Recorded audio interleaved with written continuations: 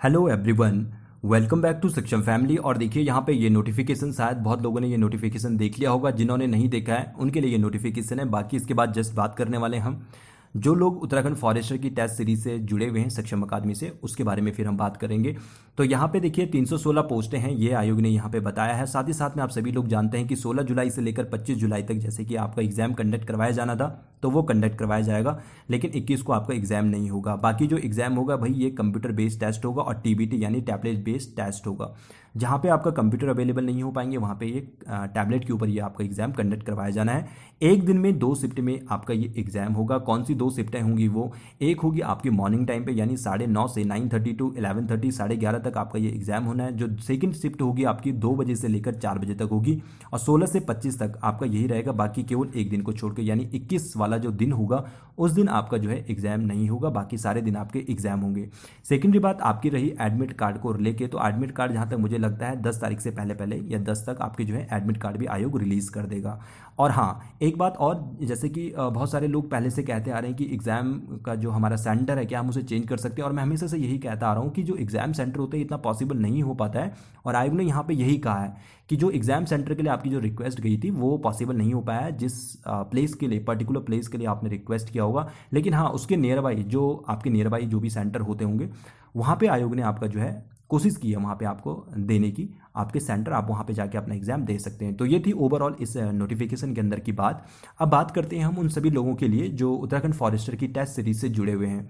देखिए सबसे पहली बात तो मैं आपको एक चीज़ बता दूं, बहुत सारे लोग बड़े नर्वस हो जाते हैं। नर्वस इसलिए कि एग्जाम में मार्क्स नहीं आ रहे हैं, या हो सकता है आप लोग इधर उधर से जो है क्वेश्चन लगाते हैं, फिर आप लोगों के वहाँ पे मार्क्स नहीं आते हैं, फिर आप बड़े नर्वस हो जाते हैं, फिर आप सोचने लगते हैं यार मेरा एग्ज़ाम में क्या होने वाला है, क्या मैं एग्ज़ाम को क्वालिफाई कर पाऊंगा या कर पाऊंगी।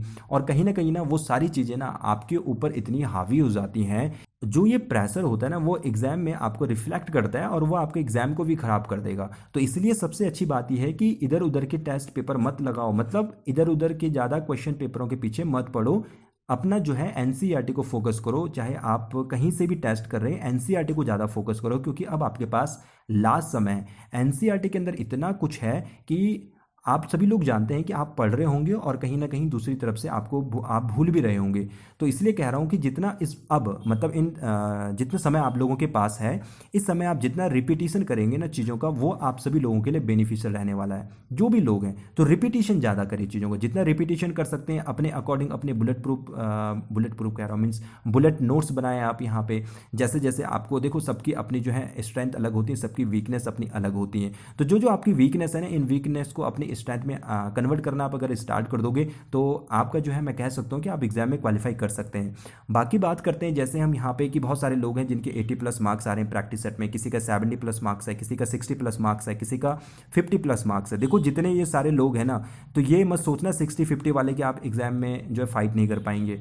ये 80 और 70 वाले तो भाई ये वो लोग हैं जो सीरियस होकर अपने एग्जाम को देते हैं। 60 और 50 वाले ये वो लोग हैं जो क्वेश्चंस को अच्छे से नहीं पढ़ते हैं। मैं टू बी ऑनेस्टली बता रहा हूँ, और मैं पर्सनली मैसेज भी करता हूँ ऐप पे, बहुतों को किया भी होगा, कि आप लोग जो है एग्जाम में जो आपको टेस्ट दिए जाते हैं आप उस टेस्ट को अच्छे से नहीं पढ़ते हैं, पहली बात। दूसरी बात, छोटी छोटी कन्फ्यूजन्स होती हैं।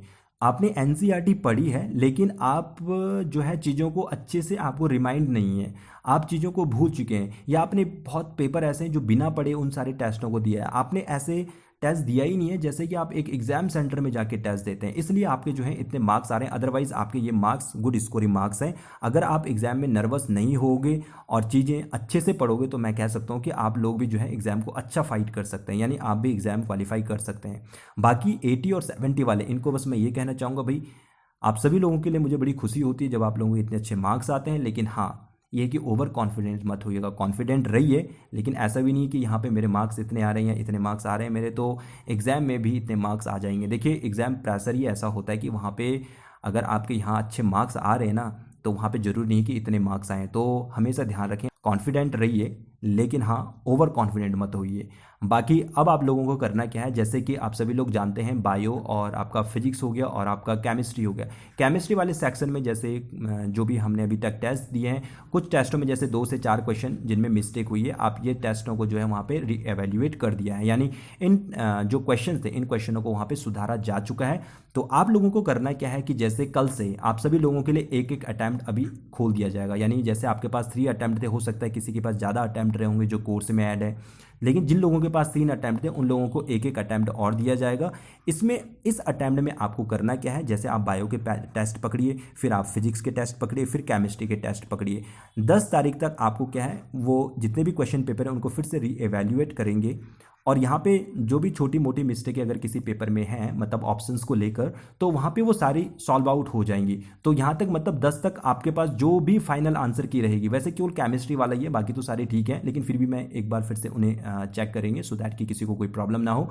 तो 10 तारीख तक आप जो है वो सारे जितने टेस्ट हैं आपके फिर से आप उन्हें चेक कर लीजिएगा, यानी जिन्होंने जैसे जिन्होंने पूरे 23 टेस्ट दे दिए, हर एक टेस्ट सबने दे दिया होगा, लेकिन उसके बाद आपको करना क्या है कि पहले टेस्ट से जाओ, दूसरा टेस्ट जाओ, थर्ड टेस्ट जाओ, इनको फिर से दो, फिर से इन टेस्टों को आप जो है एप्लीकेशन पे दीजिए इन टेस्टों को। आप लोगों की जिनकी जो प्रॉब्लम थी, यानी हो सकता है किसी की कोई मिस्टेक हुई हो, तो आप लोग क्या कर सकते हैं दोबारा री एवेल्यूएट कर सकते हैं, और उस टेस्ट में अगर आपने कोई मिस्टेक की है तो उसे आप जो है ठीक कर सकते हैं, उसे सुधार सकते हैं। तो आपको यही करना है, आपको जो है एक एक अटैम्प्ट और दिया जाएगा, और 10 तारीख तक जो फाइनल उसके अंदर जो आंसर दिखेंगे करेक्शन करने के बाद, खास करके मैं केमिस्ट्री वाली की बात करूं क्योंकि केमिस्ट्री में ही 2-4 क्वेश्चन गड़बड़ हो रखे हैं पेपरों में, ठीक है, तो ये वहाँ पे हालांकि सही कर दिए हैं, लेकिन फिर भी एक बार फिर से इसको चेक किया जा रहा है, ठीक है। तो 10 तारीख तक जो है आपका जो है ये रिवैल्यूएट हो जाएगा, तो आप 10 तारीख तक जो है जितने भी टेस्ट पेपर हुए हैं उनको फिर से देख लीजिएगा, और फाइनल उन्हीं आंसर्स को आप एग्जाम में मार के आएंगे। तो ये रही सारी की सारी बातें। बाकी देखिए मैं सभी लोगों को यही कहता हूँ भाई, कोई भी मास्टर, कोई भी टीचर, कोई भी व्यक्ति हो सकता है जो आप लोगों को सपोर्ट कर रहा है, तो कोई भी आप लोगों को सिलेक्शन नहीं दिला सकता है। कोई भी मास्टर है, कोई भी टीचर है, नहीं दिला सकता आपको सिलेक्शन, बशर्ते जब तक आप खुद ना कर सकोगे। देखिए मास्टर का काम तो क्या है मालूम है, एक मास्टर जो है एक वाकर की तरह होता है। वाकर बोले तो जैसे एक बच्चे के लिए वाकर होता है ना, जैसे छोटा बच्चा होता है उसे चलना फिरना नहीं आता, उसके लिए उसके मम्मी पापा वाकर लेके आ जाते हैं, ले बच्चा वाकर में बैठ जा, वाकर में बैठेगा तो थोड़ा बहुत यह अपना बैलेंस बनाना सीख जाएगा, और बच्चा जब बैलेंस बनाना सीख जाता है फिर वाकर को हटा दिया जाता है और बच्चा फिर चलना स्टार्ट कर देता है। तो एक टीचर जो होता है एज अ वाकर ही वाकर होता है। हम आपके लिए एज अ वाकर हैं, आप लोगों को हम एक बैलेंस प्रोवाइड करवा रहे हैं, आप लोगों को हम बस ये बता रहे हैं कि भाई आपको चलना कैसा है, बाकी चलने की प्रैक्टिस तो आपको ही करनी पड़ेगी क्योंकि आपको ही फाइनली सिलेक्शन लेना है। तो हमारा काम बस आपको राह दिखाना है, हमारा काम बस आपको ये बताना है कि आपको करना क्या है, करना सब कुछ आपको ही है। सिलेक्शन कल के दिन होगा तो वह आपके अपनी मेहनत के बलबूते ही होने वाला है। तो होप सो कि आपको यहाँ पे चीज़ें समझ में आई होंगी, और नर्वस बिल्कुल भी मत होना है। जितने लोग जो हैं टेस्ट कर रहे हैं, चाहे आप सक्षम अकादमी से जुड़े हुए हैं, चाहे आप कहीं से भी जुड़े हुए हैं, जहाँ पे आप हैं वहीं पे ट्रस्ट बनाए रखिए। जहाँ से आप क्वेश्चन पेपर कर रहे हैं वहीं पे ट्रस्ट बनाए रखिए। आप इधर उधर फालतू मत पढ़िए, जितना इधर उधर जाओगे उतना ज़्यादा आप कन्फ्यूज़ हो जाओगे, जितना कन्फ्यूज़ होगे आपके एग्ज़ाम के लिए वही सारी चीज़ें घातक होने वाली हैं, आपको बहुत प्रॉब्लम क्रिएट कर देंगी ये सारी चीज़ें।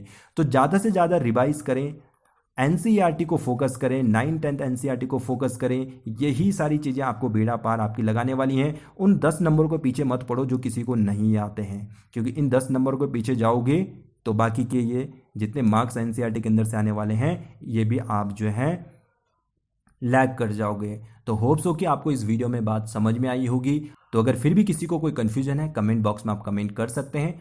और हाँ, तो जितनी भी ये सारी चीज़ें होने वाली हैं 10 तारीख तक आप जो है इन सभी टेस्ट पेपरों को री एवेल्यूएट कर सकते हैं। जिनकी जो मिस्टेक हुई है छोटी मोटी आप जो है उसे दोबारा चेक कर सकते हैं। तो इस वीडियो में इतना ही, मिलेंगे हम एक और नई वीडियो के साथ।